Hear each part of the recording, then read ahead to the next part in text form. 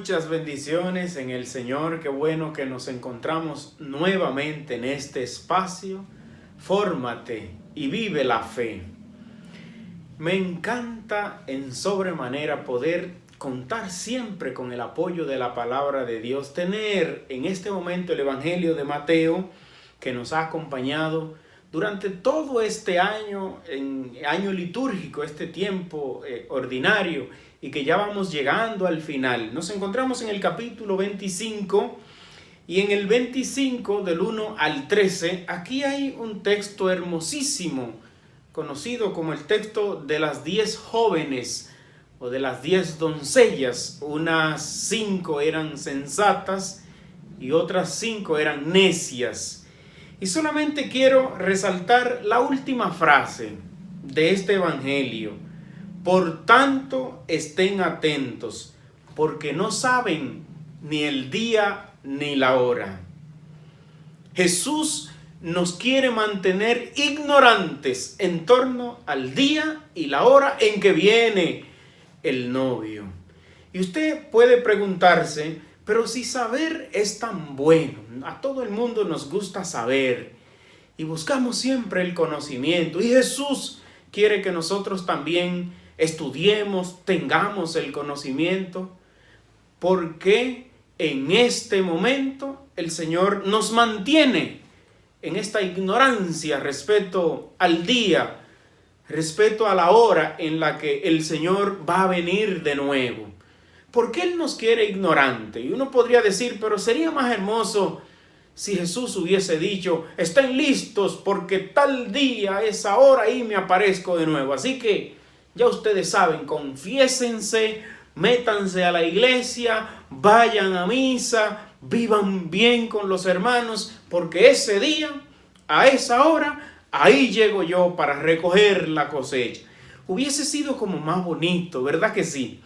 Pero no, el Señor no nos quiere decir, el Señor no quiere que nosotros sepamos esos datos. El día y la hora, el Señor quiere que nosotros nos mantengamos ignorantes. ¿Y por qué? Vamos a ver 3 razones por las cuales nosotros no podemos saber. 3 razones por las que el Señor se vale para que no sepamos el día y la hora. Y eso es que nos ayuda a nosotros a mantener el plan de salvación de Dios. Primera razón, el Señor se vale de la ignorancia. Entonces aquí tenemos que la ignorancia es como una virtud de la que se vale el Señor para que se realice el plan de salvación en nosotros. No toda la ignorancia es buena, pero esta ignorancia en torno al futuro, que solamente le toca a Dios saberlo, esa es una ignorancia buena, es una virtud, nos ayuda al plan de salvación. ¿Por qué razón? Después del pecado original, el hombre y la mujer tenemos la constante tentación de querer dominarlo todo y cambiarlo todo. Y el primer paso para el dominio, para dominar todo, es conocer todo. Por tanto, hay algunas cosas que no nos tocan conocerlas. Hay algunos programas en la vida que no nos toca a nosotros conocerlos, que Dios nos permite que nos mantengamos en la ignorancia.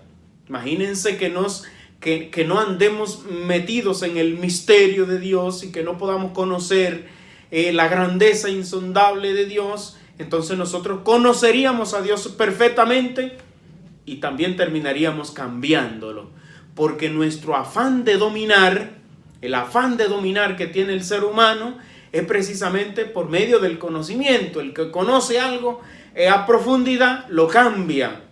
No hace mucho que veía una película donde uno de los personajes tenía la capacidad de adelantarse al futuro y conocer lo que iba a suceder.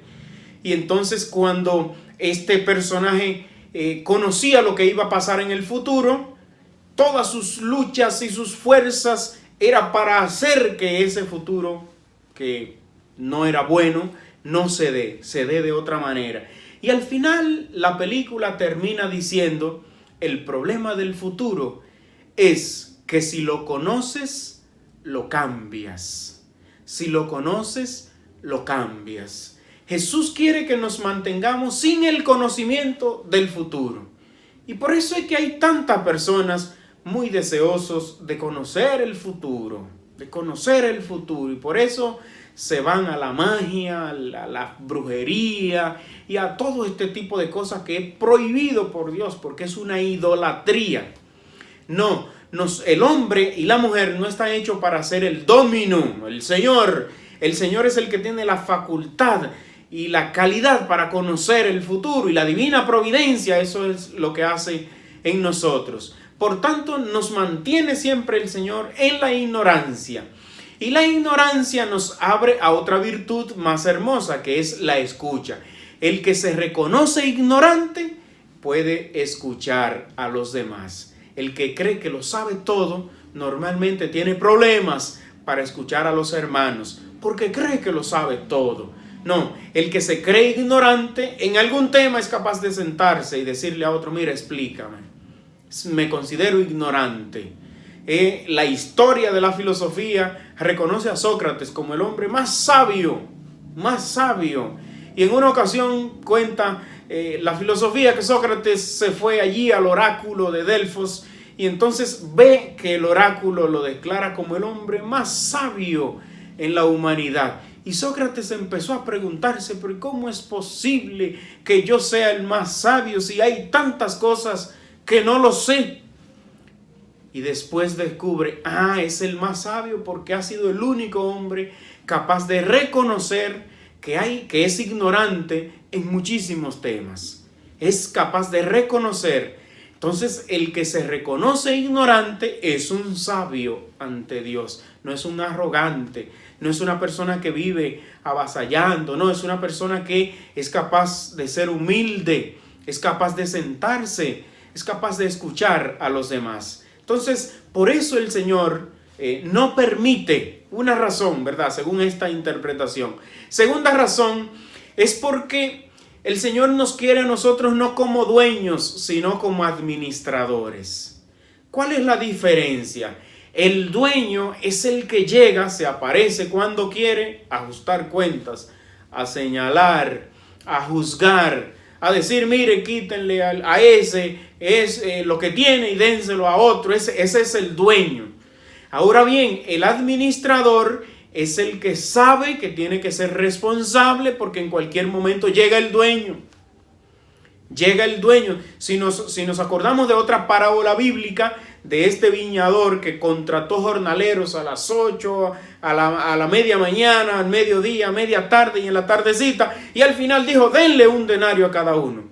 Se quejaron los que habían trabajado: y Señor, pero llevamos todo el día aquí trabajando y hemos pasado el bochorno y el calor del día, y mira.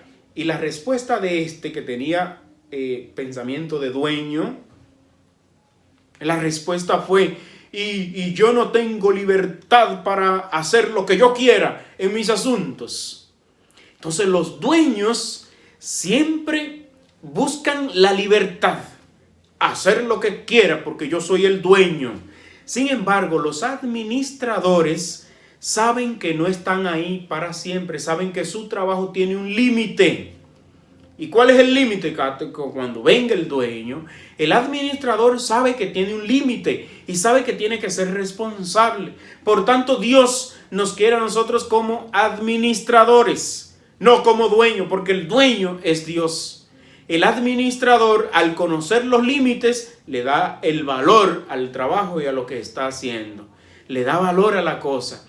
Nosotros le damos mucho valor a las cosas cuando conocemos más cerca el límite, su limitación. Valoramos tanto el agua cuando ya vemos que los ríos casi están en problema. Están secándose los ríos y de ahí valoramos y cuidamos el río. Nosotros aquí cuidamos el río Sama porque está en peligro. Y cuidamos la naturaleza cuando ya hay problemas y dicen: si no cuidan la naturaleza va a haber un cisma de tanto y se va a ir todo el mundo. Y ahí empezamos, porque ya empezamos a ver los límites. El administrador, como sabe que tiene un límite, entonces piensa mucho en su responsabilidad. personal. Así es que Dios nos quiere, como administradores responsables, no con esa mentalidad de dueño que nada más vamos a señalar a otro y a decir y a juzgar y a quitar y a eliminar y a poner. Es una segunda razón. Una tercera razón por la que el Señor nos mantiene en la ignorancia de que no sabemos el día ni la hora, es porque a pesar de que caminemos juntos en la tierra, compartamos con los demás, vivamos con los demás, al final siempre tendremos que dar cuenta nosotros personal de nuestras propias obras.